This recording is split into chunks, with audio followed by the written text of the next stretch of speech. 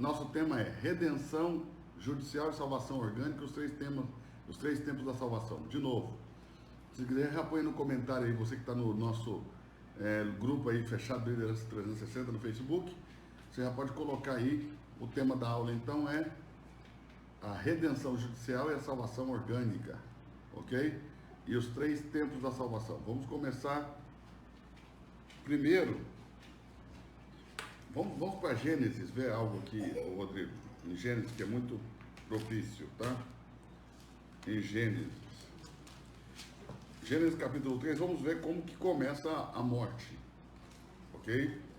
Vamos ver como que a morte começa. Como que inicia-se o processo da morte. Como se dá o processo da morte espiritual. E depois vamos falar de uma redenção que primeiro acontece no espírito, depois na alma, por último no corpo. Então vou tentar te mostrar aqui rapidamente, tá? Não vou fazer isso profundamente. Vou tentar fazer rapidamente, te mostrar aqui um aspecto da morte, ok? Do processo da morte. E também desse processo da destruição da alma, ou seja, da degeneração da alma.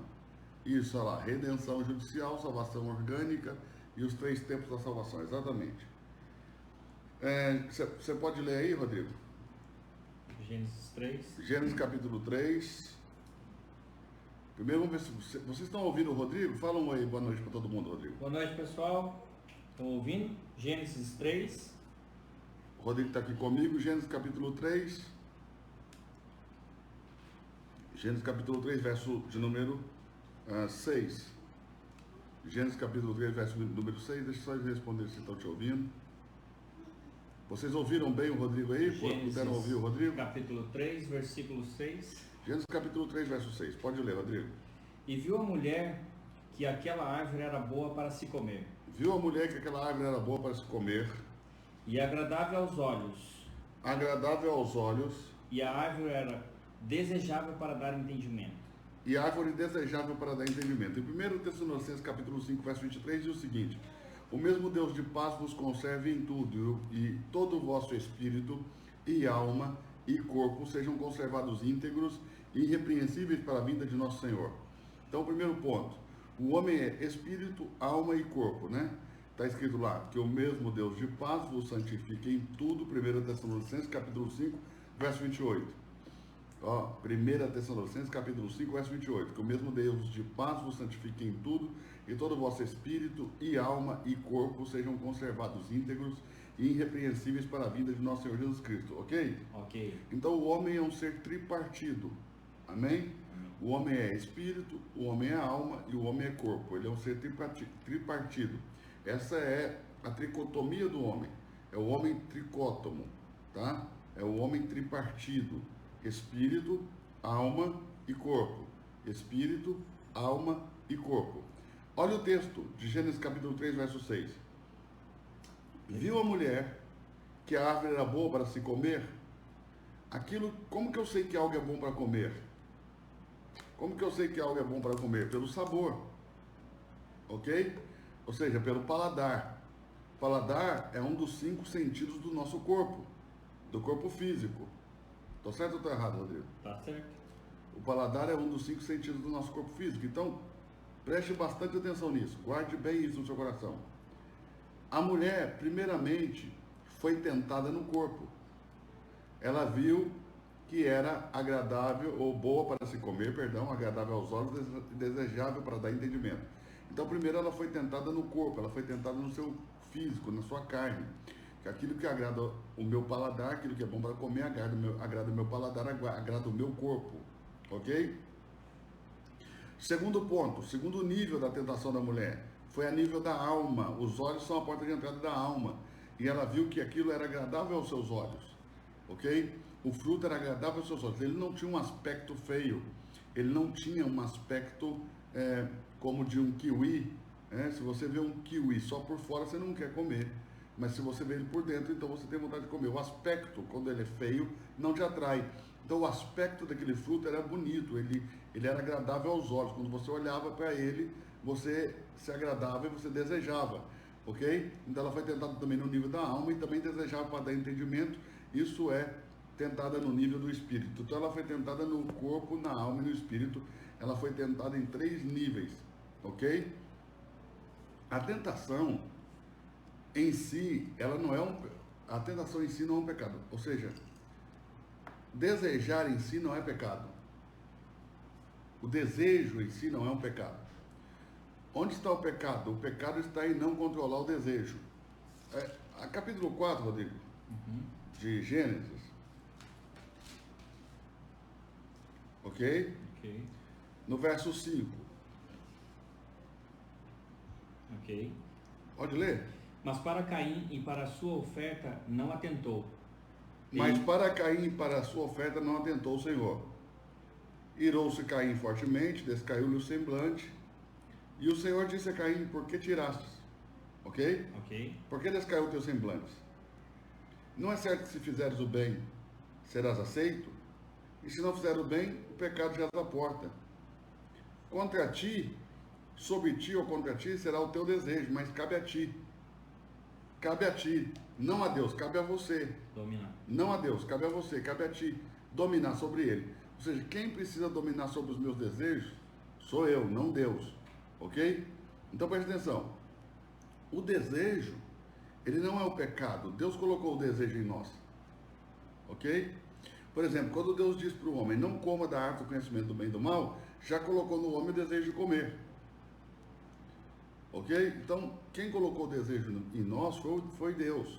Então, o desejo em si, apenas o desejo, ele não é o pecado. O que é o pecado? O pecado é a concupiscência. E o que é a concupiscência? A concupiscência é a anomalia do desejo. A concupiscência é o desejo desenfreado. A concupiscência é o desejo que eu não posso controlar. A concupiscência é um desejo do qual eu não consigo ter domínio. Ok? É uma paixão desenfreada. É um desejo que eu não consigo dominar. Então isso é a concupiscência. E existe a concupiscência da carne, a concupiscência dos olhos e a concupiscência do espírito.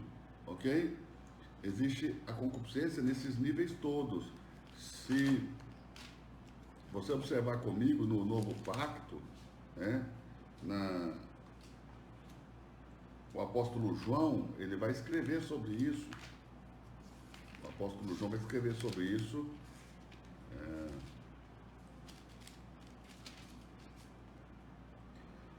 Na sua primeira epístola de João, capítulo 2, verso 15, ele vai dizer: não ameis o mundo, nem as coisas que no mundo há, não ameis o mundo, nem o que no mundo há.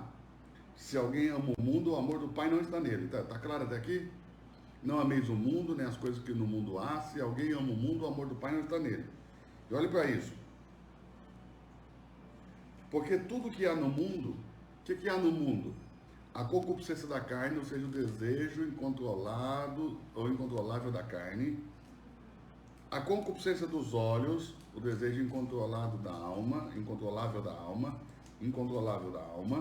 E a soberba da vida, ou seja, é o desejo incontrolável no espírito caído, de uma natureza caída. Ali, então, observe isso. Concupiscência da carne, concupiscência dos olhos e a soberba da vida. Não é do Pai, mas do mundo. E o mundo passa e a sua concupiscência também. Então a concupiscência, ela passa. Esse desejo que você não consegue controlar hoje, uma hora ele vai passar.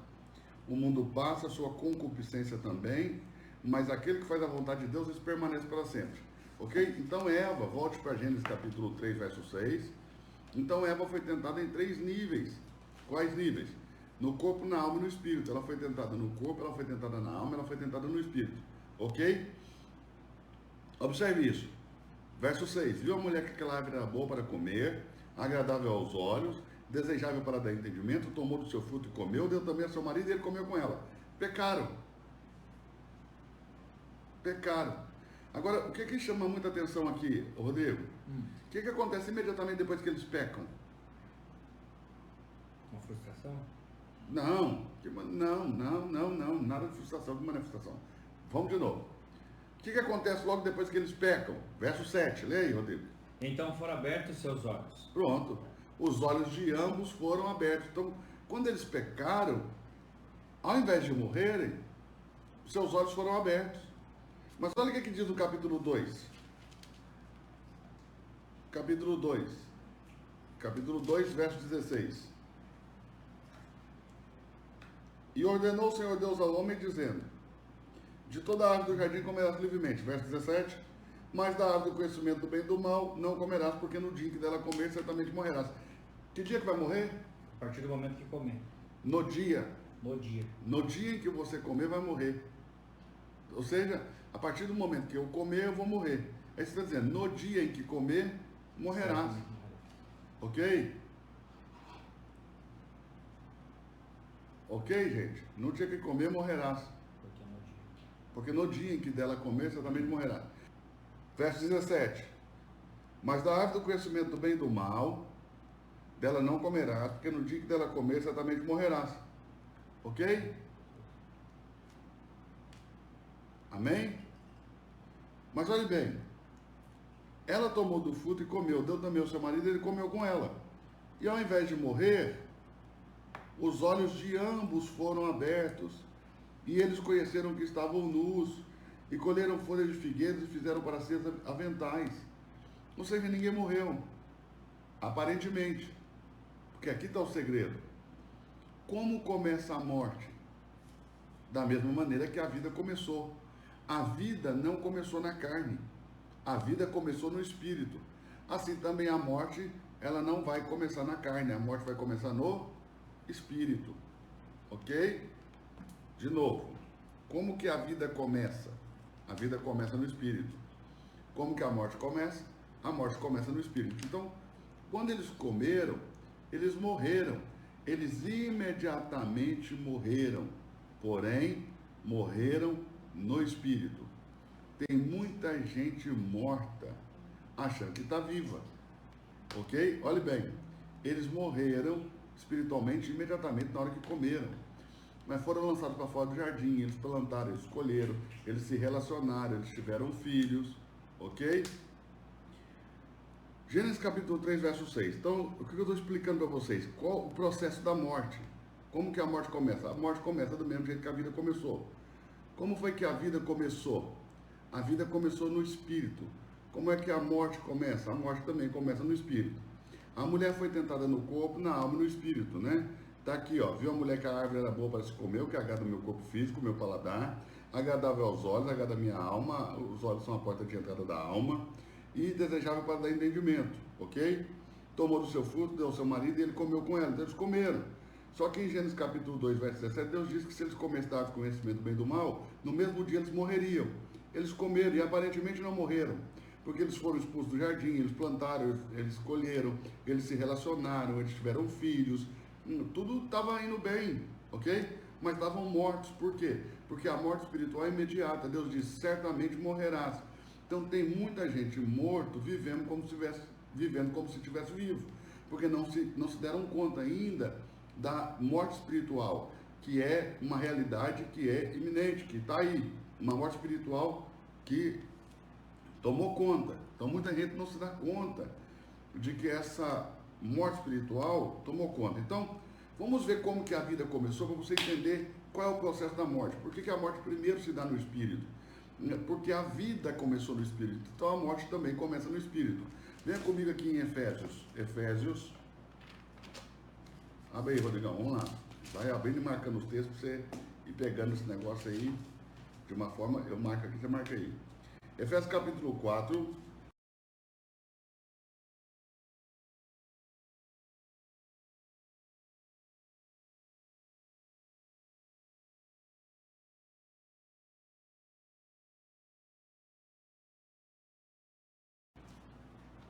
Efésios, capítulo 4, não, Efésios 1, não é 4 não, Efésios capítulo 1, o verso aqui é o 4, tá?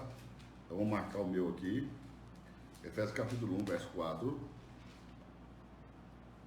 está escrito assim, ó, como nos elegeu nele antes da fundação do mundo, ó, como também nos elegeu nele antes da fundação do mundo, presta atenção, ele nos elegeu nele, ele nos escolheu nele, nós fomos escolhidos nele. Onde nós estávamos? Onde você estava antes de nascer? Em Deus. Onde você estava antes de ser soprado na matéria? Em Deus. Ele nos escolheu nele, antes da fundação do mundo. Você já estava em Deus, você já existia em Deus, e ele já havia te escolhido desde antes da fundação do mundo, ok? O mundo não existia e você já existia. O mundo não existia, eu já existia. O mundo ainda não existia e nós já existíamos. E ele nos escolheu nele antes da fundação do mundo. Então nós existíamos em espírito, nós existíamos dentro dele. Essa vida que está dentro de Deus, ela vai ser soprada na matéria. Dá uma olhada comigo, Gênesis capítulo 2, verso de número 7. Gênesis 2, 7. Se você achar, dá um sinal e diga amém. Gênesis capítulo 2, verso 7. Então formou o Senhor Deus o homem do pó da terra. Preste atenção. O que Deus formou? Um boneco inanimado, sem vida. Essa palavra formou dá a ideia de que Deus manipulou com a própria mão. Então não tinha vida, tá? Deus formou sem vida. Um boneco sem vida aqui. Um boneco inanimado. Então Deus soprou nessa matéria o fôlego de vida. Ou seja, o espírito humano. A Neshama humana.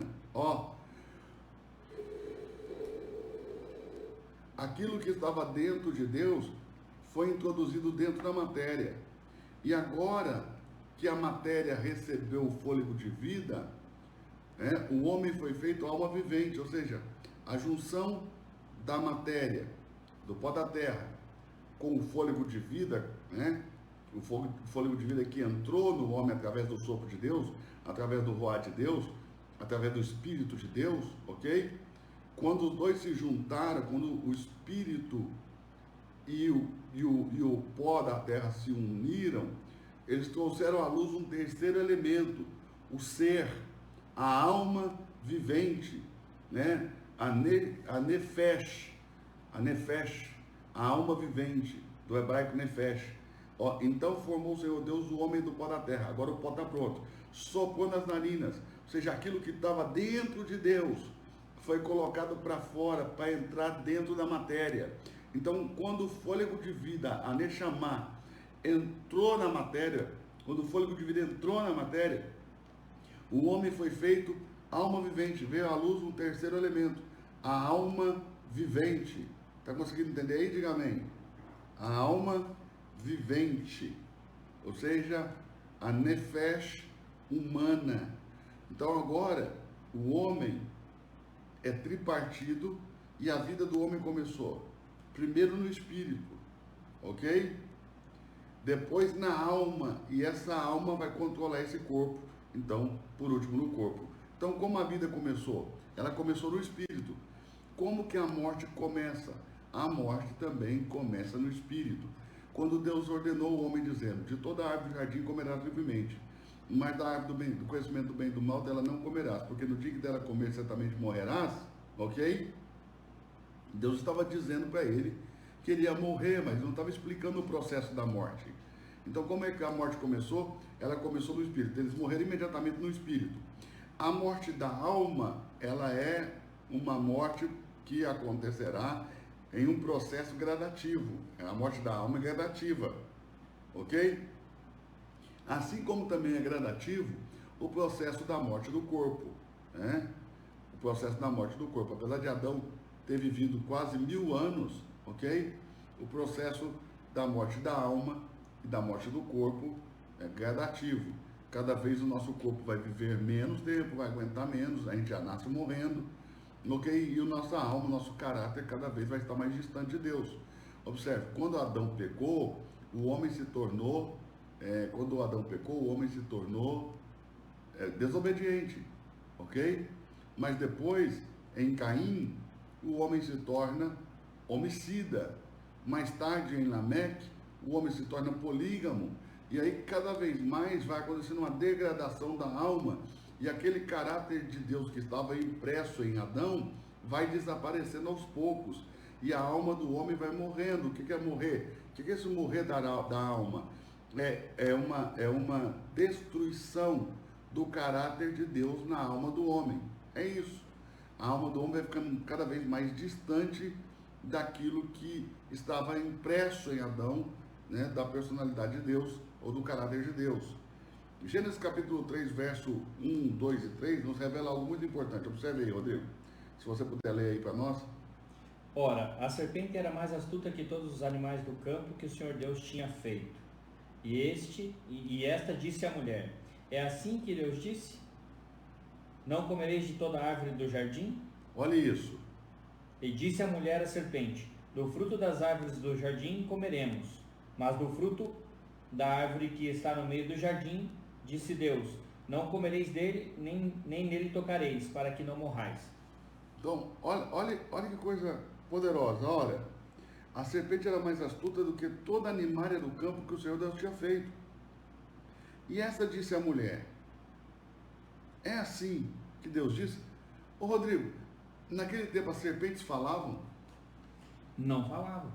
Não falava. A serpente nunca falou. Os animais não falam. Eles têm uma alma diferente da do homem. Mas, por que então que aquela serpente falou? Venha comigo em Apocalipse que eu vou te mostrar. Apocalipse, capítulo 12. Apocalipse, capítulo 12.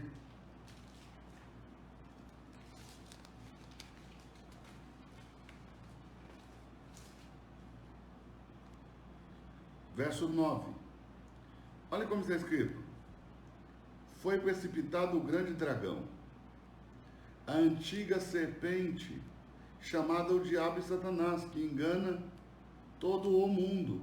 Ou seja, quem falou com Eva não foi um animal selvático. Quem falou com Eva foi um espírito chamado o diabo e Satanás. Ele falou por intermédio da serpente, ele falou através da serpente. A antiga serpente, na verdade, é o diabo, Satanás. Então foi ele que falou com Eva. E olha a primeira coisa que o diabo vai dizer para a mulher. Olha a primeira coisa que o diabo vai dizer para a mulher. Como foi que Deus disse? Ou seja, a primeira coisa que o diabo vem fazer é provar o conhecimento da mulher acerca daquilo que Deus teria dito. Então, a primeira coisa que o diabo faz com o homem é isso, é tentar provar se o homem está preparado naquilo que Deus disse e naquilo que Deus não disse. Então, qual é a pergunta? A pergunta é: como foi que Deus disse? Observe, a preocupação está com a palavra de Deus. Por quê? A precisão na palavra de Deus gera vida e a imprecisão gera morte. Ok? Se ela for precisa na palavra, isso vai gerar vida. Mas se ela não for precisa, isso vai gerar morte. Ok? Vamos lá, vamos de novo. Está escrito assim, ó. Como foi que Deus disse? Não comereis de toda a árvore do jardim? Disse a mulher à serpente. A resposta da mulher é o que nos interessa. A resposta da mulher é o mais importante. Olha isso. Disse a mulher à serpente: do fruto das árvores do jardim comeremos, mas do fruto da árvore que está no meio do jardim, disse Deus. Preste atenção na alegação da mulher. Ela está dizendo que Deus falou de uma árvore do meio. Ok? Dela não comereis, nem nela tocareis, para que não morrais. Então, presta atenção. A mulher está alegando que Deus falou de uma suposta árvore que está no meio do jardim, ok? Que Deus teria supostamente falado de uma árvore que está no meio do jardim. E ela está alegando que Deus também supostamente teria dito para que ela não tocasse. Que eles não poderiam tocar, ok? Nessa árvore do meio. Mas aqui em Gênesis, capítulo 2, verso 9, ó. Fez o Senhor brotar da terra toda sorte de árvores, agradável à vista e boa para o alimento, também a árvore da vida no meio do jardim e a árvore do conhecimento do bem e do mal. A árvore da vida no meio do jardim e a árvore do conhecimento do bem e do mal. Então, a árvore do meio é a árvore da vida. Eles não tinham uma proibição para tocar nessa árvore e nem para comer dela, ok? E quando Deus deu a ordem, Deus não falou de árvore do meio e Deus não falou sobre tocar. Quando a mulher diz que Deus disse sobre a árvore do meio, sobre tocar, ela está dizendo que Deus disse uma coisa que Deus não disse, ou seja, ela está mentindo. Ela está alegando que Deus teria dito algo que Deus não disse, então ela está simplesmente mentindo. Ela mente quando ela diz que Deus disse uma coisa que Deus não disse. Eu não sei se vocês estão conseguindo me entender. Ela mente quando ela diz que Deus teria dito uma coisa que Deus não disse. Você consegue pegar, Rodrigo? Estou entendendo. Consegue pegar aí? Consegue entender, pessoal? Qual foi a ordem? Verso 16, capítulo 2 de Gênesis. Ordenou o Senhor Deus ao homem. Vê? Quando Deus ordenou, a mulher ainda não tinha sido formada do homem. Ou seja, ela não estava presente quando Deus ordenou. Ela ainda estava dentro do homem, oculta no homem. Quando Deus ordenou, Ele ordenou o homem, não ordenou ao homem e à mulher. Por isso que quando Eva peca, Deus fica em silêncio. Porque Ele não ordenou diretamente a ela. Mas quando Adão come, Deus aparece. E Deus não disse para a mulher, Eva, o que foi que você fez primeiro? Primeiro Ele disse, Adão, onde estás? E as pessoas pensam que Deus está procurando Adão atrás de alguma árvore. Tenta imaginar Deus não encontrando alguém numa floresta. Tenta imaginar Deus tendo que olhar por detrás das árvores caçando Adão. Não. É Adão, onde você está? Que o meu espírito já não consegue se conectar ao seu espírito. Ele estava espiritualmente morto. Então a vida de Deus não conseguiu relacionar com a morte que já estava em Adão. Então Deus falou para Adão sobre não comer da árvore, correto? Deus falou para Adão sobre não comer. Não falou para a mulher. Não falou com a mulher, Deus falou com Adão. Por isso que diz, por um homem entrou o pecado no mundo, não diz por uma mulher. Porque Deus não falou para Eva, Deus falou para Adão. Então era obrigação de Adão falar com Eva, ensiná-la. Esse é o princípio de Deus, né?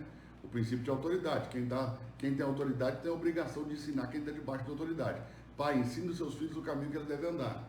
Quem tem autoridade, ensinando quem está debaixo de autoridade. Os pastores, os apóstolos, precisam ensinar as pessoas que estão debaixo de sua autoridade. Então esse é o princípio. O marido deve ensinar a mulher aí, porque no caso ele é a autoridade e ela está debaixo de autoridade. Entenda isso. Entenda isso aqui, ó.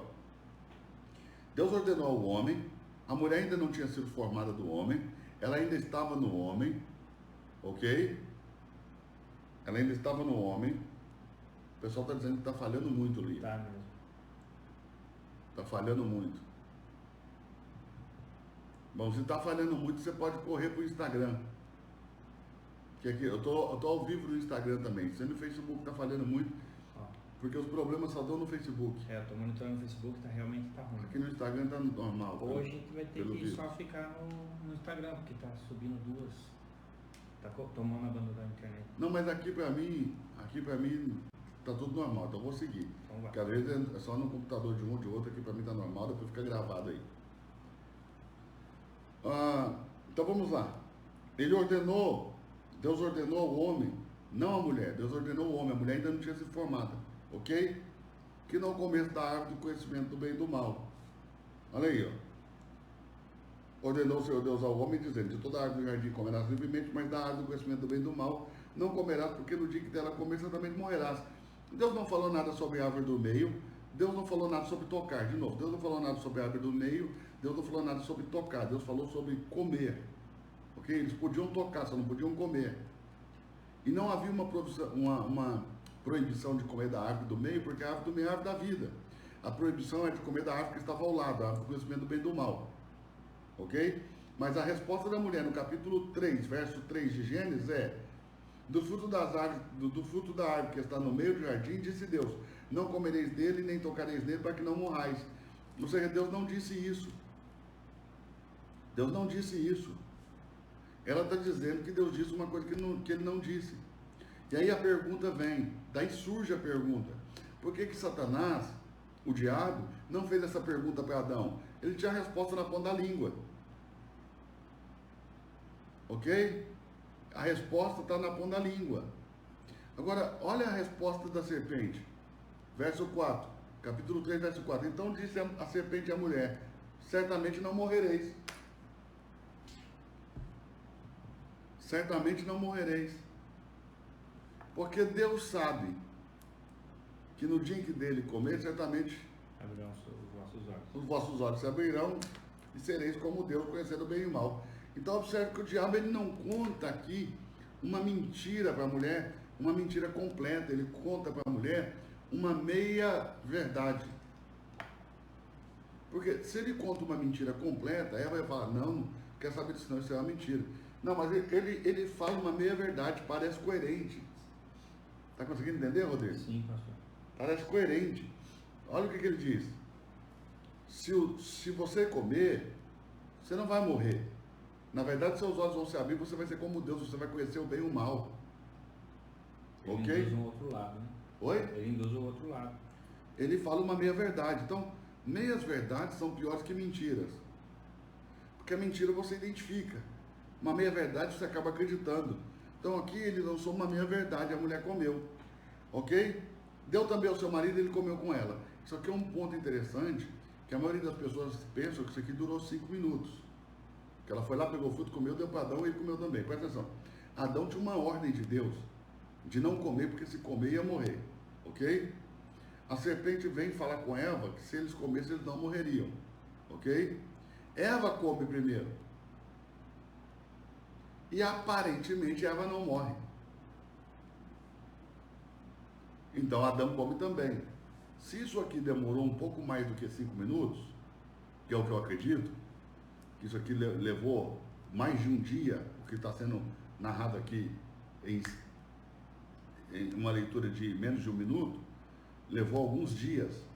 Eu penso que Adão, vendo que ela não morreu, comeu também. Eu não sei se vocês estão conseguindo pegar aí, não sei se vocês estão conseguindo pegar aí o fio da meada, tá? É um pensamento meu, isso não é uma verdade teológica, é um pensamento meu na minha cabeça, lendo o texto, entendendo o texto, com um pouquinho de capacidade de leitura, ok? Com um pouquinho de capacidade de leitura, o que eu vou entender? Eu entendo que isso não durou 5 minutos e que realmente Adão só vai comer depois que ela come, ok? E para mim, ele só come porque ele não vê ela morrer. Então o que ele acha? O que ele entende? Rapaz, a serpente está dizendo a verdade, porque ela comeu e não morreu, então ele come também, ok? Só que tanto a morte dela como a morte dele aconteceu imediatamente. Aonde? No espírito. Espiritualmente eles morreram imediatamente. Tanto que quando Deus vem falar com Adão, Deus não consegue mais se conectar em nível de espírito. Deus tem que se revelar a Adão em voz audível. Essa foi a primeira revelação de Deus ao homem. Deus revelou ao homem sua voz, sua palavra, e a palavra de Deus foi atrás do homem. Adão, onde está? Essa foi a palavra de Deus. A palavra de Deus indo atrás do homem. O verbo de Deus indo atrás do homem. Aqui já inicia o resgate, já inicia-se a chamada de volta, já inicia-se o resgate. Adão, onde estás? Ou seja, Deus está trazendo Adão de volta. Deus manda a sua palavra para que a sua palavra traga Adão de volta para ele. Porque, olhe bem, onde estás? Onde estás? Por quê? Porque Deus já não conseguia se conectar ao Espírito de Adão, porque o Espírito de Adão estava morto. João 4,24 diz que Deus é Espírito, ok? Deus é Espírito. Então Deus se relaciona a nível de Espírito. Então o homem foi criado alma vivente, ok? E esse homem recebeu um corpo espiritual, entendeu? E um corpo natural. O corpo espiritual para interagir com o mundo espiritual, o corpo natural para interagir com o mundo natural, tá? Não sei se você consegue entender. Então o homem tem 2 corpos. Um corpo para interagir com o mundo dos espíritos e um corpo para interagir com o mundo da matéria. Um corpo natural, um corpo animal e um corpo espiritual. Um corpo para interagir com Deus. João 4,24 é claro, Deus é Espírito. Deus é Espírito. Então quem se relaciona com Deus precisa se relacionar com Ele no Espírito. No Espírito. Então, observe isso. O amor de Deus pelo homem é manifestado quando Deus diz: Adão, onde estás? Deus libera a sua palavra, Deus libera o seu verbo vivo, Deus libera a sua palavra viva atrás do homem. Onde estás? Aí o que Adão disse? Eu ouvi o teu passo no jardim, tive medo, porque estava nu e me escondi. Primeiro, Deus disse: eu não vos dei espírito de medo. Como que ele está com medo? O medo é um espírito. Não foi isso que Deus disse? Eu não vos dei espírito de medo. Deus está declarando que o medo é um espírito, em que Deus não deu esse espírito ao homem, mas vos dei espírito de valentia, de ousadia, de coragem, ok? Quando o homem pecou, esse espírito maligno, o medo, ele teve acesso à personalidade humana. O medo acessou a personalidade humana. O medo é uma condição espiritual que paralisa o homem. Olha o que Adão falou: eu ouvi a tua voz e os teus passos soaram no jardim, tive medo porque estava nu e me escondi. Então, quando o homem pecou, Deus estava ciente de que o homem havia pecado. Não obstante, Deus continuou descendo no jardim. É isso que o homem não entende. Porque o que acontece? A gente quer dar uma de Caim. Quando Caim pecou, o que foi que Caim disse para Deus? Maior é meu pecado do que o Senhor possa perdoar. Maior é meu pecado do que a tua capacidade de perdoar. Caim julgou a Deus, dizendo: o Senhor não é capaz de perdoar o pecado que eu cometi. Meu pecado foi tão grave que o Senhor simplesmente não é capaz de perdoar. Eu vou embora, eu vou ser errante, fugitivo, vagabundo pela terra, porque o pecado que eu cometi, o Senhor Deus, não, o Senhor não é capaz de perdoar. Ok? Ele julga a Deus e vai embora. Ele julga a Deus e foge, ele vira errante, fugitivo, vagabundo na terra. Porque Caim julgou a Deus. Mas quando o homem pecou, quando Adão pecou, Deus viu ele pecando. Não obstante, Deus continuou descendo. O pecado não separou Deus de mim. O pecado me separou de Deus. Por isso que ele sentiu medo. Vê se você entende. Quem fugiu foi Adão, não foi Deus. Se o pecado do homem tivesse sido para Deus um problema incontornável, era só Deus parar de descer.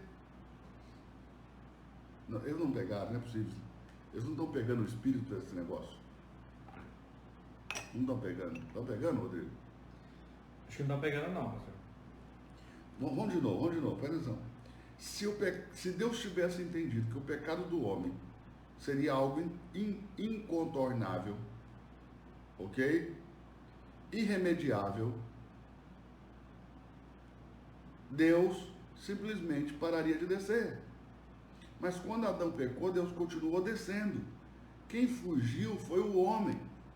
O pecado não afastou Deus de mim. O pecado me afastou de Deus.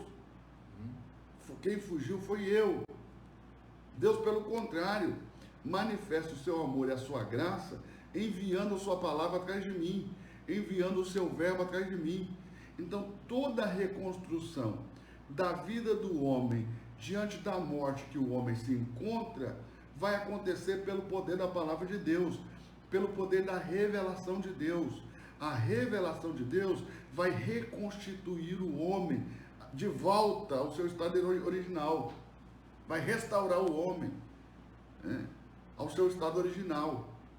Não sei se está conseguindo pegar? Não estou entendendo, pastor. Como Deus se revela naquele jardim? Deus se revela através da sua palavra.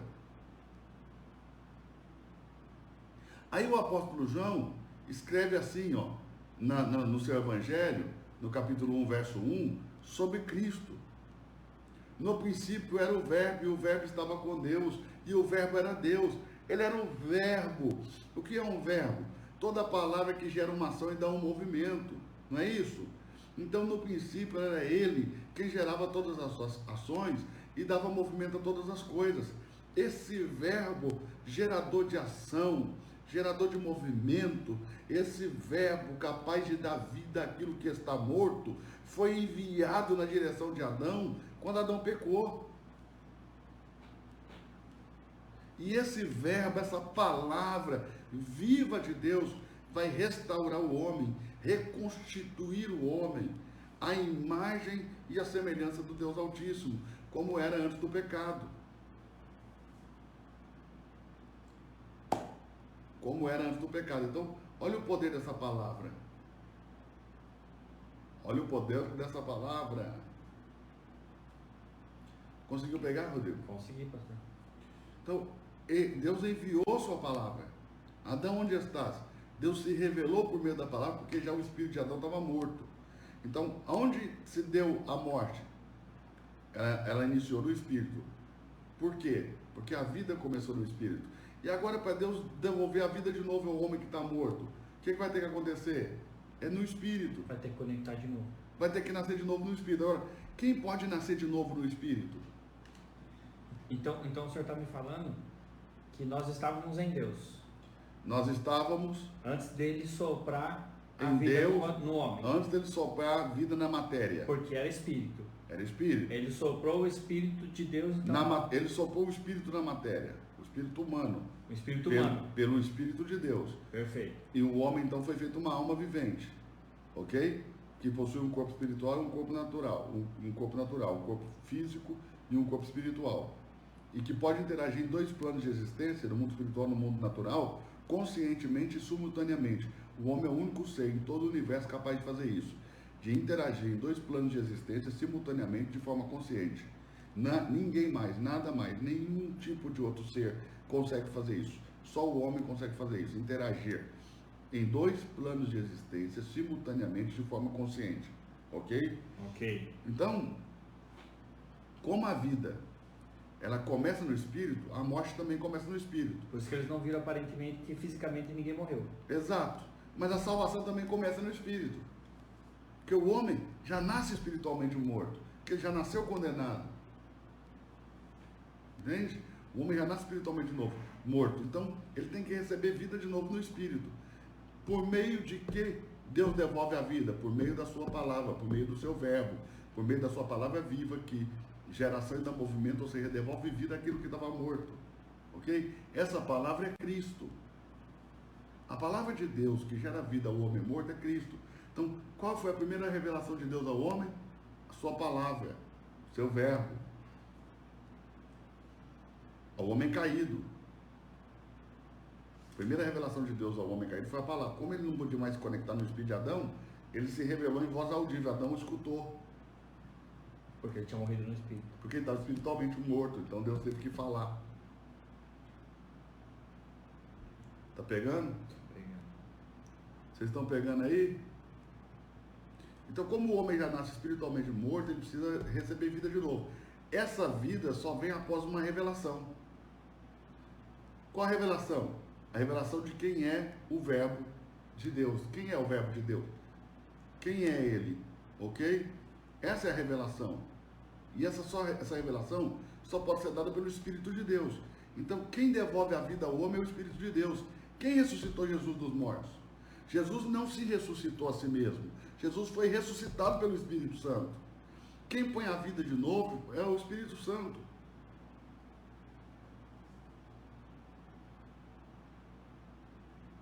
Jesus não ressuscitou a si mesmo, ele foi ressuscitado pelo Espírito Santo.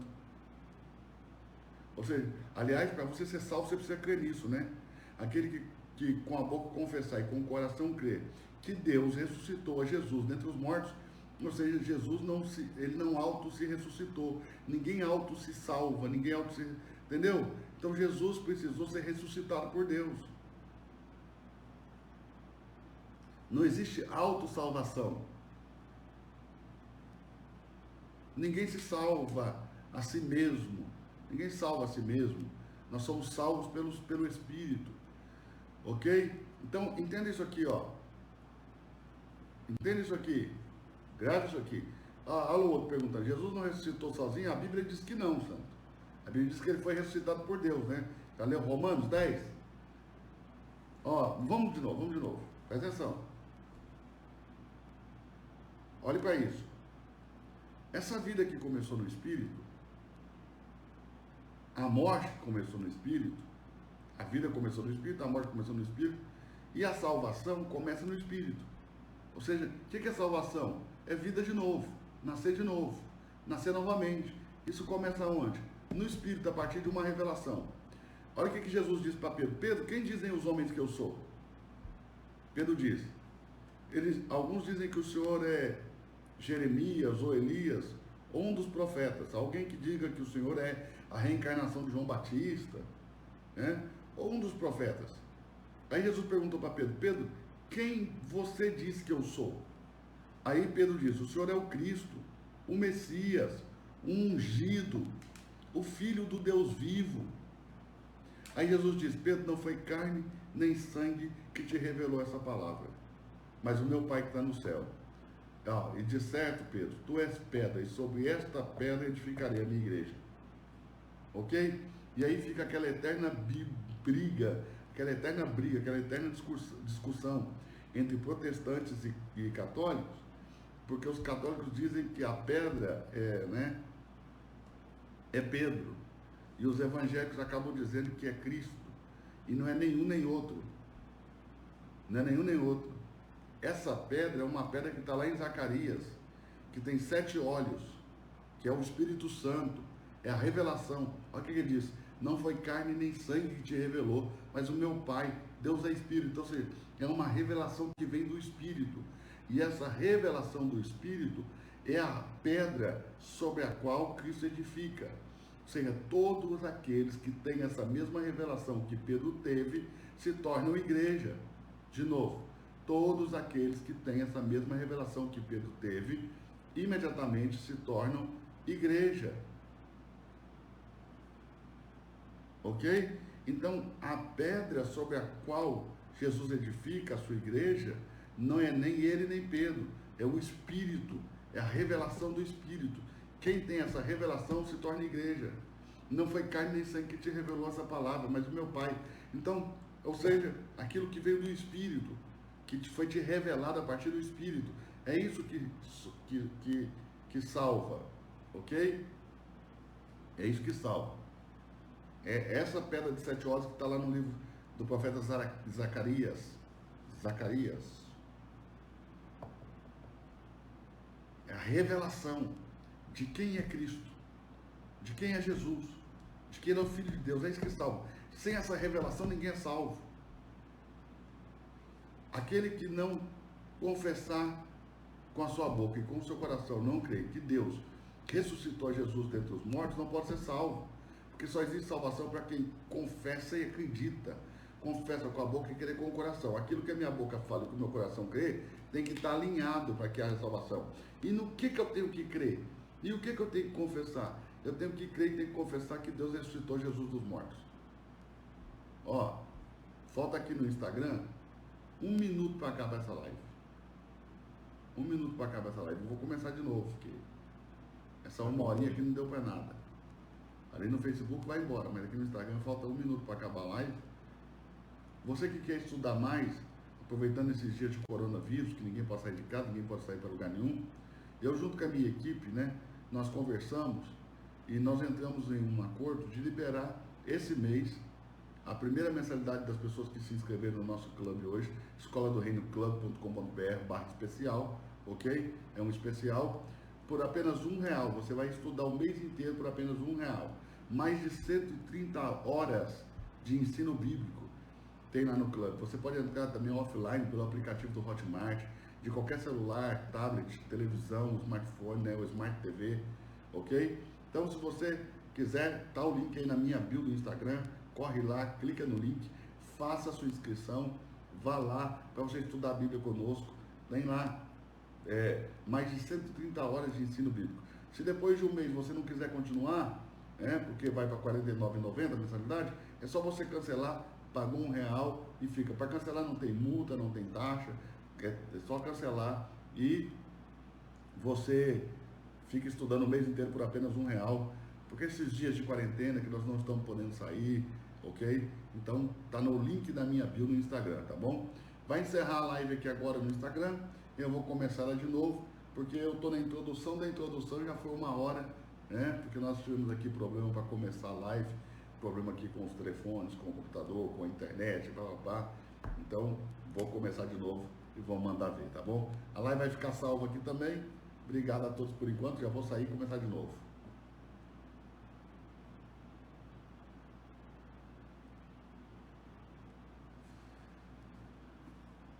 Aí para você que está no Facebook, aí, para você que está no Instagram, já voltamos, ok? Para quem está aí no Facebook,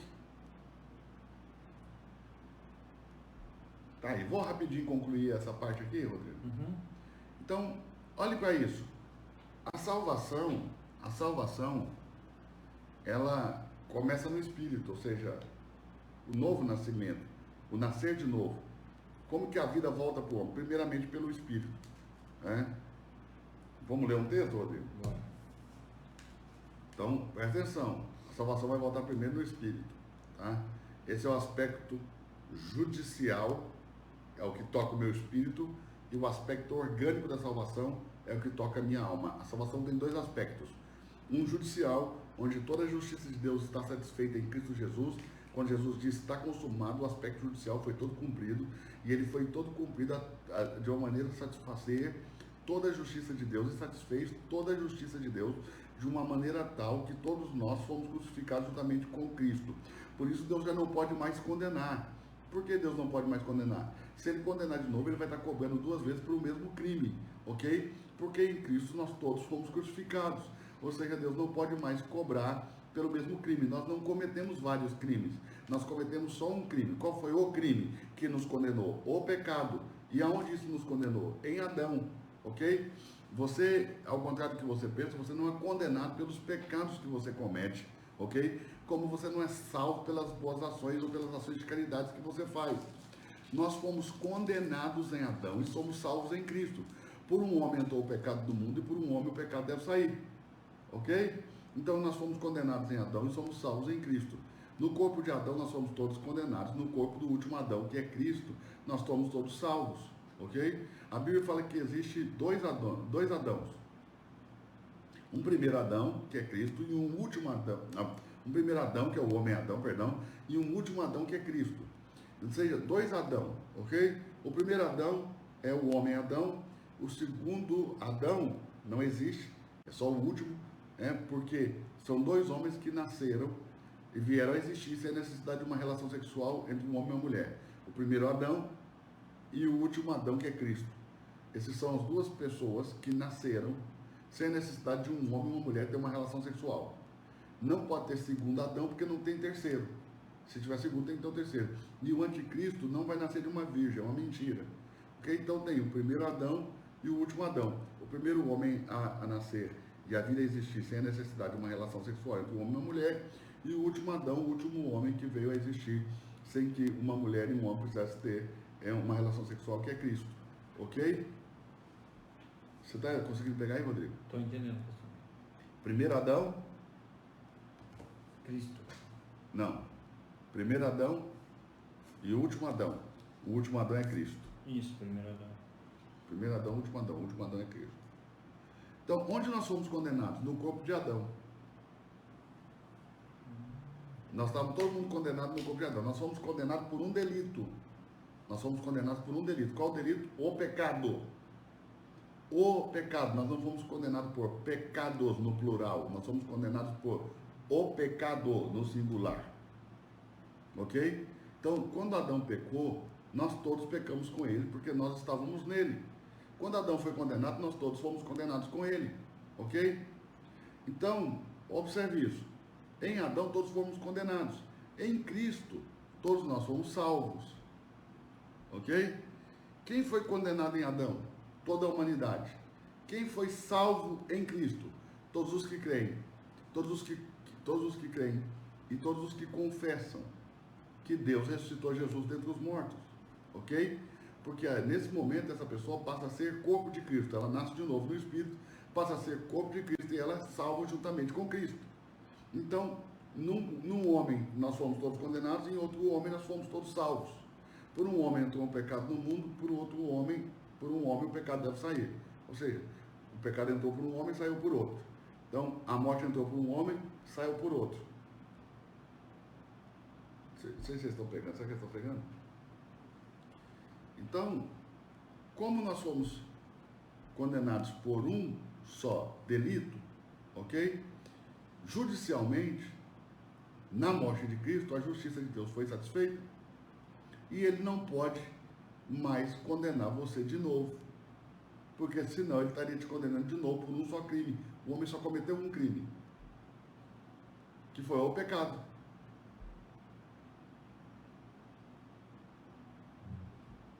Tá difícil de entender?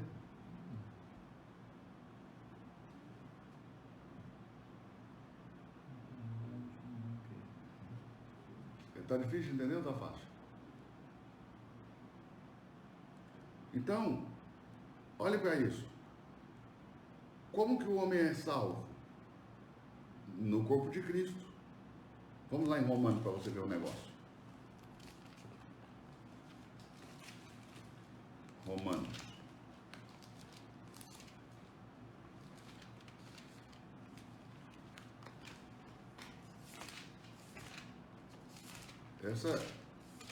Eu acho que eu repeti isso nas igrejas só 1 milhão de vezes.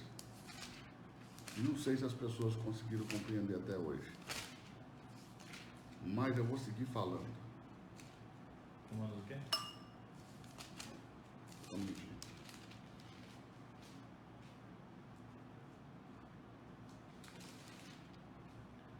Romanos.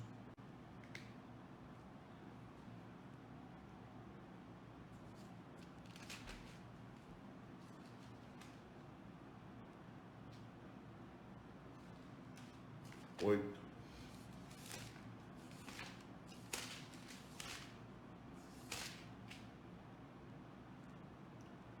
Tranquilo de entender, pastor. Mete bronca. Aí, ó. Tem gente que tá achando fácil. Romanos capítulo 8, verso 1. Quer ler aí, Rodrigo? Portanto, Mas lê e acredita. tá bom. Portanto, Porque tem gente que lê, mas não acredita. Lê e acredita, Rodrigo. Vai lá. portanto, agora nenhuma condenação há para os que estão em Cristo Jesus. Qual que é a dificuldade de entender? Nenhuma condenação. Nenhuma condenação há. Já não se pode condenar quem está em Cristo. Cristo. Então presta atenção. A salvação não tem a ver com o Eduardo Reis. A salvação não tem a ver com o Rodrigo. A salvação não tem a ver com você. A salvação tem a ver com Cristo. Se eu estou em Cristo, eu estou salvo. Se eu não estou em Cristo, eu estou condenado. Ponto. Tem nada a ver comigo, tem nada a ver com você. Tem a ver com a sua posição em Cristo. Se você está em Cristo, já não pode mais ser condenado. Porque condenar você seria condenar 2 vezes por um crime só. Adão cometeu um crime, que foi o pecado. Por esse crime, Jesus morreu. Ok? Da mesma maneira que nós fomos condenados em Adão, fomos vivificados em Cristo. Ponto final. Qual é a dificuldade de entender?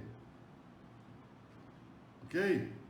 Não tem nenhuma dificuldade de ser compreendido. Já não há condenação para os que estão em Cristo Jesus. Se alguém te mandar para o inferno, vai ter que mandar o próprio Cristo, ser corpo dele.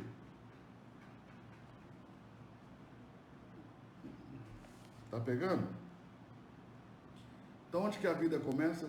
De novo, a salvação. A salvação começa no Espírito. Deixa eu só colocar a bateria aqui. Isso. A salvação começa no Espírito. 1 Coríntios capítulo 6, verso 17, Rodrigo.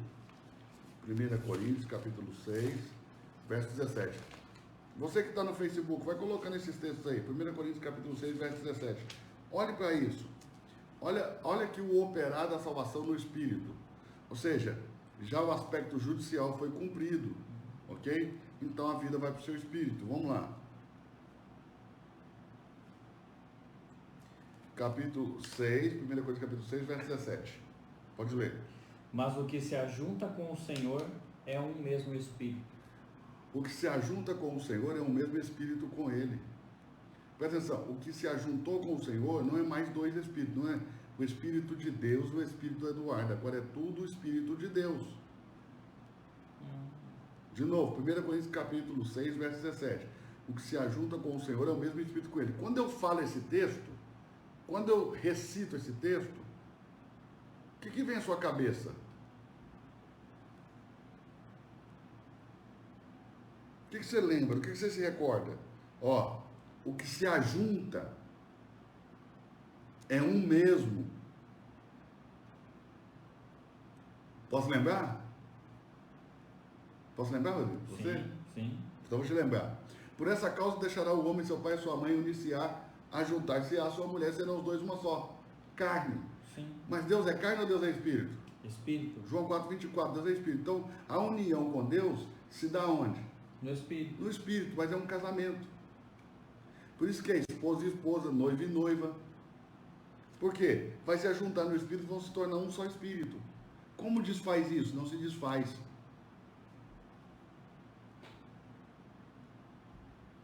Quem se ajuntou com o Senhor é um só espírito com ele, a não ser que você fale que Deus vai divorciar. É possível que Deus separe, uma vez que o Espírito de Deus se ajuntou com o Espírito do homem e se tornaram um só Espírito? Não. Então, o aspecto judicial está cumprido, a salvação do Espírito está cumprida. Pronto, está consumado, não tem mais jeito. Ok? Agora, isso não é um aspecto orgânico. Isso aqui acontece quando, Rodrigo? Quando que o Espírito de Deus se ajunta com o meu Espírito e eu me torno um Espírito com ele? Quando eu creio, aquele que crê em mim tem a vida eterna. Não foi isso que Jesus disse? Sim. Aquele que crê em mim tem a vida eterna. A vida eterna vem por onde? Pelo Espírito. O Espírito da vida. O Espírito entra em meu Espírito e nós nos tornamos um só Espírito. E se cumpre aquela palavra que Deus disse: nós viremos e faremos neles morada. O meu Espírito contém a Deus no Pai, no Filho e no Espírito Santo. Na pessoa do Pai, na pessoa do Filho, na pessoa do Espírito Santo. O meu Espírito contém a Deus na pessoa do Pai, na pessoa do Filho, na pessoa do Espírito Santo. Mas o que se ajunta ao Espírito de Deus é um Espírito com Ele, é o mesmo Espírito com Ele, é o mesmo. Não são dois Espíritos, é um mesmo Espírito com Ele. Ok? O que se ajuntou ao Espírito de Deus. Então, como que o meu Espírito é salvo? O meu Espírito é salvo pela fé em Cristo. Aqui eu recebi vida eterna. Agora, o processo de salvação da alma é diferente. O processo de salvação da alma é diferente. Posso dizer? Sim.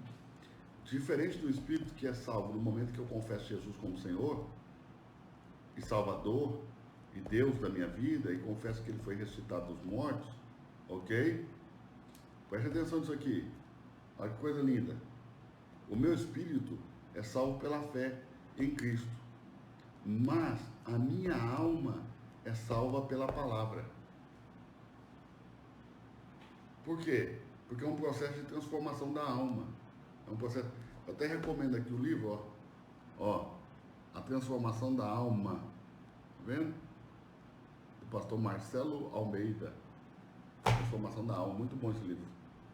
Então presta atenção. Esse é o processo de salvação da alma. E aí, presta atenção, é outro aspecto da salvação de Deus, o aspecto orgânico da salvação de Deus. Ou seja, a salvação de Deus tem um aspecto orgânico. Ela tem um aspecto judicial, mas também tem um aspecto orgânico, que é de transformação da alma, ok? Que é de transformação da alma. Abra em Tiago comigo, Rodrigo. Tiago. Abra em Tiago.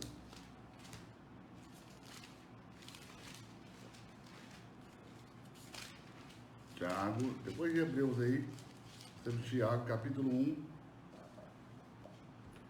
verso 21. Rejeitando toda a imundícia e superfluidade de malícia, recebei com mansidão a palavra em vós enxertada, a qual pode salvar as vossas almas. Então a minha alma é salva pela palavra, a palavra enxertada em mim, ok? Cristo enxertado em mim, transforma a minha alma. Não vos conformeis com esse século, sede transformados pela renovação da vossa alma, do vosso entendimento, da vossa psique, da alma, da vida da alma. Então, a alma é salva pela palavra, o espírito é salvo pela fé em Cristo Jesus, a palavra é salva, e a alma salva na palavra, pela palavra. Ok? Então, Deus tem uma salvação, Quanta salvação Deus tem? Uma. Quanta salvação Deus tem? Uma. Uma salvação, que acontece em dois aspectos. Um aspecto judicial, um aspecto orgânico, e em três tempos, no espírito, na alma e no corpo. Quando eu sou salvo no espírito, no novo nascimento. Quando eu sou salvo na alma, na transformação do meu entendimento, na transformação da alma, na transformação da mente. E quando que eu sou só salvo no corpo? Na glorificação do corpo do pecado. Quando o meu corpo for glorificado, tenha eu sido ressuscitado, ou tenha eu sido raptado ou arrebatado, ok? Na glorificação do meu corpo está a salvação do corpo. Então, esses são os três tempos de uma mesma salvação. Presta atenção. No espírito, no novo nascimento, a alma não nasce de novo. Quem nasce de novo é o espírito. A alma é transformada em uma nova natureza. Tem que matar a alma da velha natureza e transformar numa nova natureza. Então, tem que matar para que a outra possa viver. Ok? Por isso que Paulo diz, já não vivo eu, Cristo vive em mim. Porque a velha natureza estava morta pela vida do espírito. Aí pelo casamento A vida que vem do espírito vai destruir a natureza que era contrária a Deus, que está na minha alma, ok? E essa alma vai passar por um processo de transformação, do mesmo jeito que a morte da alma foi progressiva e um processo progressivo, a salvação da alma vai ser também um processo progressivo, ok? Que tem que ser terminado antes do dia do fim. Aquele que começou a boa obra em mim, há de terminá-la antes do dia do fim, ok? E também o nosso corpo, que vai ser salvo na glorificação, no despojamento do corpo do pecado, que é a circuncisão de Cristo, ok? O despojamento do corpo do pecado, que é a circuncisão de Cristo. Então, aí nós temos os dois aspectos da salvação, judicial e orgânico, ok? E os três tempos da salvação, no espírito, na alma e no corpo. Então, vem aqui comigo, Rodrigo, vem aqui comigo. Porque alguém podia dizer o seguinte, lá em Efésios 1, 4 diz, porque Deus nos escolheu nele antes da fundação do mundo para que fôssemos santos e irrepreensíveis em amor. Deus me escolheu nele antes da fundação do mundo, ou seja, tem uma origem, onde eu estava, dentro de Deus, né? Zacarias capítulo 12, verso 1, a parte B do versículo, diz que Deus forma o espírito do homem dentro dele. De novo, Zacarias capítulo 12, verso 1, a parte B do versículo, diz que Deus forma o espírito do homem dentro dele. Então, esse espírito que Deus formou dentro dele, antes da fundação do mundo, ele soprou para a matéria, ok? Lá em Gênesis capítulo 2, verso 7, ok? Em Jó, no capítulo 32, verso 8, diz que, na verdade, há um espírito no homem. Vamos lá comigo, Jó 32, 8. Jó 32, verso 8. Na verdade, existe um espírito no homem. E não está falando do Espírito Santo, ok? Podia pensar, mas não é o Espírito Santo, não, mas está falando no contexto de espírito humano. Porque, na verdade, vou até pintar aqui na minha Bíblia. Na verdade, há um espírito no homem. E o sopro do Todo-Poderoso fez entendido, fez alma. Está falando na composição do ser humano, no espírito, na alma e no corpo. Está falando da sua tricotomia, do homem tripartido. Em Jó, no capítulo 33 e verso de número 4, também falando da formação do homem, está escrito o seguinte, o Espírito de Deus me fez, eu fui formado em Deus no Espírito, ok? O Espírito de Deus me fez, e a inspiração do Todo-Poderoso me deu a vida. Ou seja, eu fui gerado por Deus, no Espírito, nele. Verso 6, eis que vim de Deus, né? E como tu, do barro também eu fui formado. Que parte de mim veio de Deus? O meu Espírito. Tu é o quê? Uma pessoa, né? Eu também sou uma pessoa, ok? E do barro fui formado. Então está o Espírito, a alma e o corpo em um só versículo. Jó 33, verso 6, ok? Lá em Hebreus, no capítulo 12, verso 9, Hebreus 12, 9, vem comigo, Rodrigo. Eu já estou pintando tudo aqui, você pode ir pintando aí também. Hebreus 12, 9 diz assim, além disso, tínhamos os nossos pais que nos corrigiam segundo a carne e lhes obedecíamos. Não haveremos de estar em muito maior submissão ao Pai dos Espíritos e viveremos? Então aqui em Hebreus, no capítulo 12, verso 9, diz que Deus é o Pai dos Espíritos, ou seja, nós somos filhos de Deus no Espírito. Então, nesse novo nascimento no Espírito, nós nos tornamos filhos de Deus, não somos criatura. Deus é o Pai dos Espíritos. Enquanto Espíritos, sempre fomos filhos, ok? Ok. Enquanto matéria, criatura, criação, ok? Mas nós fomos adotados em Cristo até na matéria, até nossa matéria, até nosso corpo, tudo foi adotado por Deus. Então nós somos homens e somos também filhos de Deus, ok? Mesmo sendo mortais em matéria, nós somos, por adoção, filhos de Deus, ok? Nos tornamos filhos. No novo nascimento, nos fazemos filhos de Deus. E aí, alguém pode falar, poxa, mas o homem, ele tem um espírito humano? Tem, e esse espírito humano foi cheio de Deus. Ok? Esse espírito humano foi cheio de Deus. Ó, venha comigo aqui em 1 Coríntios capítulo 15. 1 Coríntios capítulo 15. 1 Coríntios capítulo 15. Versos de número... Deixa eu só pegar aqui minha bibliazinha nova. Capítulo 15. Aqui, certo? Verso de número 40. Verso número 40. Há corpos celestes e corpos terrestres. Uma é a glória dos celestes, outra é a glória dos terrestres. Uma é a glória do sol, outra é a glória da lua, uma é a glória das estrelas, porque até uma estrela se difere em glória de outra estrela. Assim também na ressurreição dentre os mortos, semeia-se num corpo corruptível, se ressuscitará em corrupção, semeia-se num corpo mortal, ressuscitará num corpo imortal. A semeadura, tudo que você faz na sua vida, é um plantio, é uma semeadura, e a colheita vem quando você ressuscitar. Semeia-se em ignomínia, em um corpo em vergonha, em desonra, mas ressuscitará em glória. Semeia-se em fraqueza, ressuscitará em vigor. Semeia-se no corpo natural e ressuscitará no corpo espiritual. E se há um corpo natural, tem que existir um corpo espiritual. Então o homem tem um corpo natural e um corpo espiritual. Está conseguindo pegar aí? Sim. O homem tem um corpo natural e um corpo espiritual. Quando é que o homem morre? Quando o espírito do homem deixa o corpo. Vamos lá, Tiago de novo. Tiago capítulo 1. Tiago 1.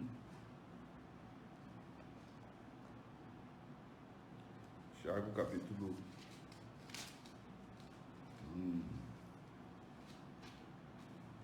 2:26. Tiago 2:26. Porque assim como o corpo sem o espírito é morto, assim também a fé sem obra é morta. Então, quando que o homem é morto? Quando o seu espírito deixa o seu corpo. Tiago 2:26, Porque assim como o corpo sem o espírito é morto, então quando o espírito do homem deixa o seu corpo, o homem é morto. O que acontece disso? Logo após isso veio o juízo. Hebreus, então volte aqui um pouquinho, Hebreus capítulo 9, verso 27. Hebreus 9, 27, vamos lá? Ó, como o homem está ordenado morrer uma só vez, vindo depois disso o juízo, então o homem está ordenado morrer uma só vez, vindo logo após isso o juízo. Não quer dizer que o homem, tendo morrido, está sendo julgado num julgamento justo. Ele está recebendo o juízo, a sentença. Ó. O homem foi ordenado morrer uma só vez, vindo depois disso o juízo, a sentença. Mas ele vai ter um julgamento justo. Como ele é condenado, e é explicitamente condenado, ele já está condenado, então vem o juízo. O juiz, por exemplo, uma pessoa comete um crime, vai lá e mata uma pessoa inocente, ou seja, mata com dolo, ok? É um crime doloso, quando há intenção de matar, e mata de forma cruel, sem dar à vítima possibilidade de defesa. Então essa pessoa já está condenada, ok? Mas na hora que ela for presa, ela vai ser levada para a delegacia, e ela vai ser processada, e ela vai passar por um julgamento justo, depois será levada para o presídio, onde ela vai cumprir sua pena, porém, já está condenada, ok? Então quando o homem morre, e ele morre condenado, vem o juízo. Quando ele morre, se ele morre salvo, também meu juiz está salvo, está condenado, está condenado. Então, lá em Eclesiastes, diz que, capítulo 12, vamos lá, Eclesiastes, capítulo 12, e o verso 7, aqui depois eu poderia ler o contexto de Eclesiastes 12 para vocês, mas eu vou direto aqui no ponto. O verso 7, que está falando de um homem que está falecendo, ok? Mas está escrito, ó, que o pó volte à terra como era e o espírito volte a Deus que o deu. Então o pó volta à terra, o espírito volta a Deus, ok? Está aqui muito claro, O pó volta à terra, o espírito volta a Deus. Ok? Então, muito claro. Quando o homem morre, o pó volta para a terra e o espírito volta a Deus. Ele não volta para dentro de Deus, como nós aprendemos aí na teologia contemporânea e tradicional. Ele volta a estar à disposição de Deus como era antes de nascer. O homem antes de nascer já tinha arbítrio, mas seu arbítrio não era livre como é agora. Ok? Então, ele lá, antes de nascer, ele já existia em Deus, já tinha arbítrio, mas não era ativo. Ou seja, não imperava. O que imperava era a vontade de Deus. Depois que esse homem nasce, o seu livre-arbítrio, o seu arbítrio, passa a imperar. Se Deus falar para ele, não faça isso, se ele quiser fazer, ele vai fazer. Entendeu? Nem Deus para ele. Agora, não porque não tem poder, porque Deus não vai interferir no arbítrio, no seu poder de decidir. Se você decidir errar, como Eva decidiu comer da árvore, conhecimento do bem e do mal, Deus não desceu lá, segurou a serpente com uma mão e deu um corno na Eva com a outra. Entendeu? Deixou ela fazer o que ela queria fazer, a escolha dela. Ok? Então, o espírito do homem volta a estar à disposição de Deus. A alma e o espírito, talvez outro dia a gente fale disso, nunca desacopla, só desacopla para o discernimento. A palavra de Deus é poderosa, mais poderosa que uma espada afiada de 2 gumes, que penetra tão profundamente, a ponto de separar juntas e medulas, alma e espírito. Ou seja, a palavra de Deus é poderosa e ela vai tão profundo que ela é capaz de te dizer exatamente o que é uma junta, exatamente o que é uma medula, porque junta e medula não estão interligados, e exatamente o que é alma, exatamente o que é espírito. São coisas totalmente diferentes, né? O que é a alma? A alma é tripartida também. A alma é sentimento, emoções e vontade. Razão, sentimentos e emoções e vontade, evolução. Então o que a alma é? Mente, sentimentos e emoções e vontade própria. O que é o espírito? Comunhão, intuição e consciência. O espírito também é tripartido. Então o espírito é uma coisa, a alma é outra completamente diferente. O espírito é comunhão, intuição e consciência, a alma é mente, ou seja, razão, sentimentos e emoções e vontade, evolução, tá? Aqui no Salmo, tem um Salmo aqui muito interessante, ó. Salmo, deixa eu pegar aqui para você, um minutinho. Salmo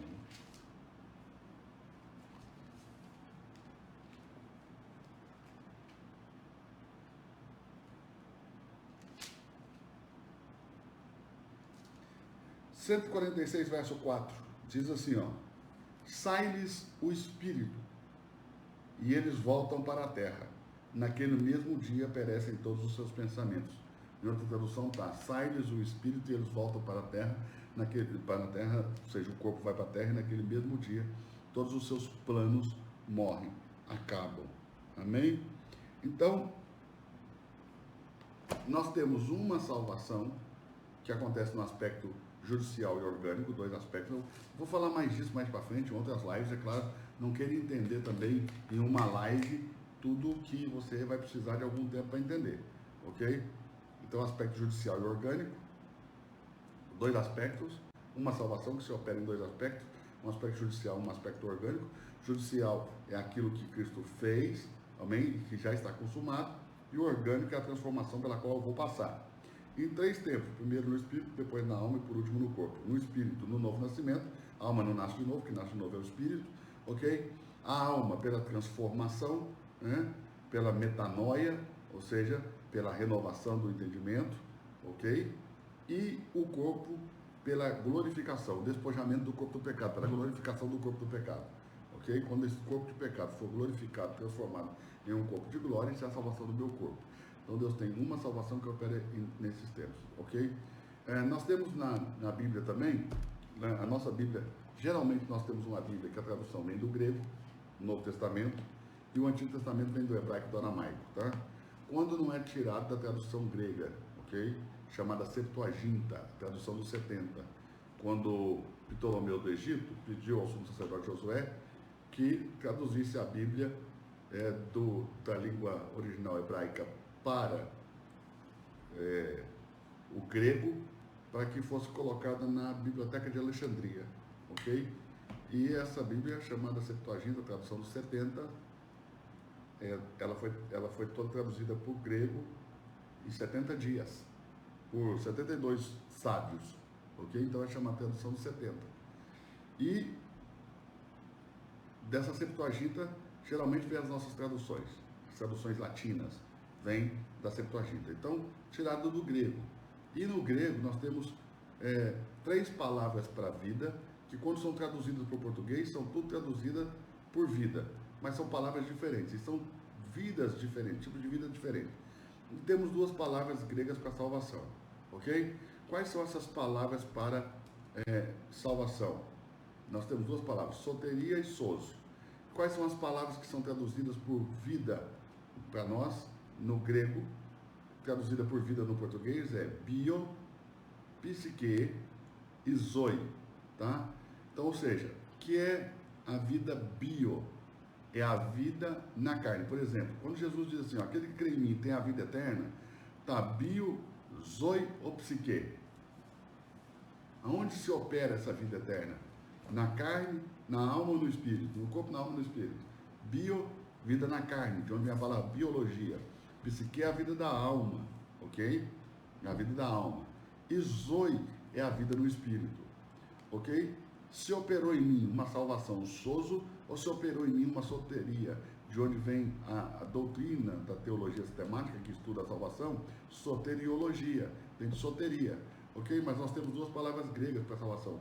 Uma quer dizer liberto do inferno, liberto da condenação do inferno, e a outra fala de uma salvação completa, onde a pessoa tem possibilidade de reinar com Cristo, tá bom? Então espero que você tenha aprendido, tenha podido edificar você. Aqui não estão todas as respostas, não está toda a aula, né? É só um pedacinho, uma pequena introdução, temos que estudar muito, abrir muitos textos, ok? E nós vamos fazer isso no decorrer das lives aqui, principalmente nesses dias que nós estamos aí, parados aí nessa quarentena com o coronavírus, ninguém pode viajar, ninguém pode sair para lugar nenhum, ok? Então, aqui na minha cidade, Balneário Camboriú, nós não estamos podendo nem entrar, nem sair, nem nada. Quem sai não pode voltar. Quem está de fora não pode entrar, ok? Tem caminhão do Corpo de Bombeiro andando aqui na frente nossa aqui o tempo inteiro, com carros de polícia, para as pessoas saírem só para farmácias, hospitais. Então está um negócio aqui parecendo filme, sabe? Estou me sentindo lá no The Walking Dead, lá naquele filme doido lá. Entendeu? Então tá um negócio aqui de cinema. E importante que pare, né? Pela saúde de todo mundo, para cuidar de todo mundo, para ninguém ficar espalhando esse vírus por aí, coronavírus, mas ao mesmo tempo mostra também a fragilidade do homem diante de toda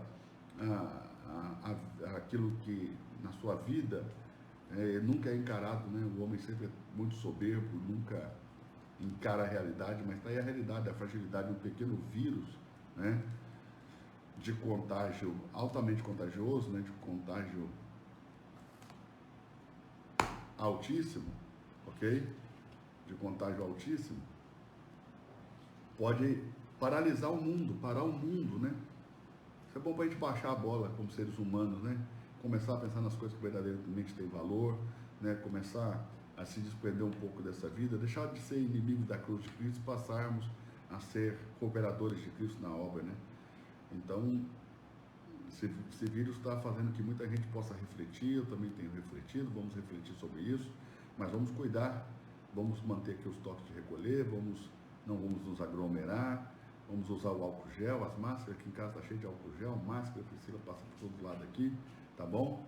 E nesses dias que você vai estar em casa, você pode aproveitar, presta aqui por favor, Rodrigo, para fazer parte da Escola do Reino Club, que eu com a minha equipe resolvemos liberar, ó, por R$1 apenas esse mês inteiro, por apenas R$1, ó. Então, você que quiser estudar conosco na Escola do Reino Club, por apenas R$1, você vai poder estudar, tá? É um clube, é um produto de recorrência, custa R$ 49,90 por mês, mas esse mês você vai pagar R$1 só. No mês que vem ele volta para 49. Pastor, mas se no mês que vem eu quiser continuar, é só você continuar, vai cobrar no seu cartão de crédito automaticamente. Pastor, e se eu não quiser continuar, se eu quiser só aproveitar esse tempo aí da quarentena para estudar, e esse R$1 foi bem-vindo.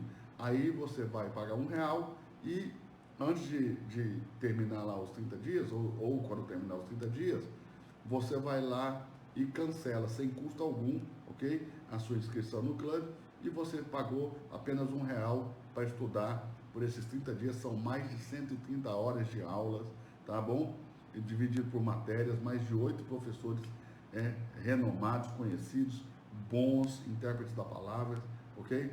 Você pode assistir também offline pelo aplicativo do Hotmart, você baixa a aula que você escolher no aplicativo do Hotmart, depois pode assistir offline quantas vezes você quiser, tá? E isso tudo por R$1. Então corre aí no link que está na minha bio, né? No link aí na minha bio, você vai clicar no link e você vai fazer ali a sua inscrição. Espera aqui, deixa eu mostrar um pouquinho dos professores aqui. Só Aqui, ó. Vamos rolar aqui um pouquinho a tela para você ver, ó. pode lá? Pode ir lá. Aí tá um pouquinho do. Aí tá os professores, ó. Não.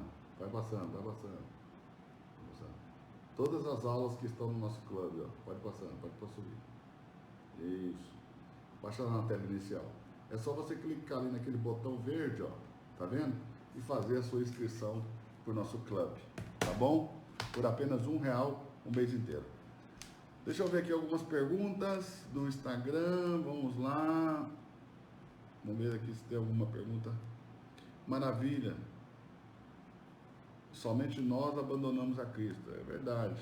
Cristo não nos abandona, né? Deus não nos abandona. Amo Romanos 8 e vivo essa verdade em minha vida. Que bênção. Que bênção, que bênção, que bênção, que bênção. Ó, tô pegando. Então o pessoal está interagindo, nem é só pergunta, eles estão interagindo, né? Impecável, mestre. Que bênção, Felipe. Deus abençoe você, Felipe, tá bom? Gabi Bonifácio. É a alma que vai para o juízo final? E Gabi, tomara que a sua alma não tenha que ir para o juízo final. Tomara que você vai para o tribunal de Cristo. Porque se você for para o tribunal de Cristo, você é salva. Se você for para o juízo final, é que você não é salva, tá? Mas aonde for a alma, vai o espírito, né? Nós vamos dizer alma e espírito. A alma e o espírito não desacoplam, a não ser por discernimento, né? Onde for a alma, vai o espírito, onde for o espírito, vai a alma. Então, mas presta atenção. São 3 julgamentos, tá bom? O tribunal de Cristo, que vai acontecer imediatamente após a volta de Jesus, né? E o encontro com os santos nas nuvens, né? Após o arrebatamento, Jesus desce e inicia-se o tribunal de Cristo. Depois o julgamento das nações e por último o juízo final. Então são 3 tribunais: tribunal de Cristo, julgamento das nações e o juízo final. O tribunal de Cristo é para os crentes salvos, ok? Para que eles recebam suas recompensas, seus galardões, ou suas disciplinas, porque eles vão ser provados nas suas obras, as obras serão provadas pelo fogo. Tudo aquilo que for palha, feno, palha, madeira e feno, vai ser queimado, mas o que for ouro, prata e pedra preciosa permanecerá. Por aquilo que permanecer, você recebe recompensa, e se a obra de alguém se queimar, todavia ele é salvo como que através do fogo, mas recebe as disciplinas, ok? Não recebe o galardão, recebe as disciplinas. Também temos o julgamento das nações, que vai ocorrer dentro do reino, que o reino é um período milenar. Dentro desse período milenar acontece o julgamento das nações, e por último, depois de Gog e Magog, vem aí o juízo final, que vai ser nos ares, né? Vai acontecer nos ares, porque os céus e a terra vão passar, o juízo final vai ser nos ares, e esses são os 3 julgamentos. Espero que você tenha compreendido aí, viu, Gabi? Vamos ver mais perguntas, aqui. A teologia moderna é triste, esconde tudo. Felipe, eu creio que a teologia não esconde, né? A teologia está nos livros, você pode ler. Você tem acesso a centenas e centenas e centenas e milhares de livros teológicos. Eu tenho aqui algumas teologias, eu ia indicar uma teologia fácil de entender, fácil, Berkhof, ok? Louis Berkhof. Então, se você quer iniciar aí a sua carreira teológica, o seu estudo teológico, né? Não é nem carreira, mas é um estudo, né? Sua vida como estudante de teologia, eu vou te indicar aí teologia fácil de compreender, Louis Berkhof, tá bom?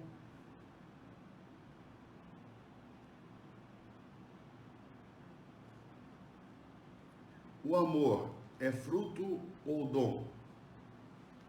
Boa pergunta, Diego. Boa pergunta. O amor é fruto ou dom? O amor é a mais alta forma de santidade, ok? A santidade está no amor. A santidade não está nas regras. Nós confundimos isso. Nós achamos que a santidade está nas regras, mas a santidade está no amor. Por amor, você faz coisas que você não é obrigado a fazer. Ou seja, o amor te leva além das obrigações. E o nível mais alto de santidade está no amor. O amor é o fruto do Espírito. As pessoas costumam dizer os frutos do Espírito, né? Mas está errado. A Bíblia não fala frutos do Espírito. A Bíblia fala o fruto do Espírito. Vou até pegar aqui para você, em Gálatas. Vou pegar aqui, ó. Em Gálatas, capítulo de número 5.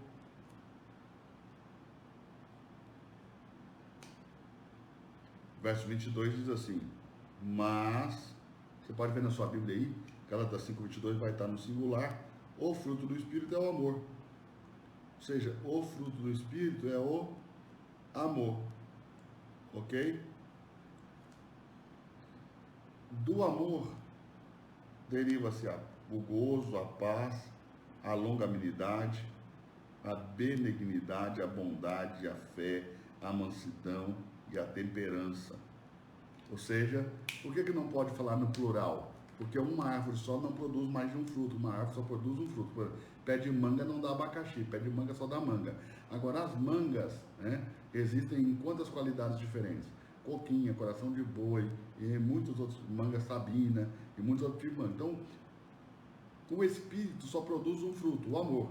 Esse fruto se manifesta em gozo, em paz, longanimidade, benignidade, bondade, fé e mansidão, ok?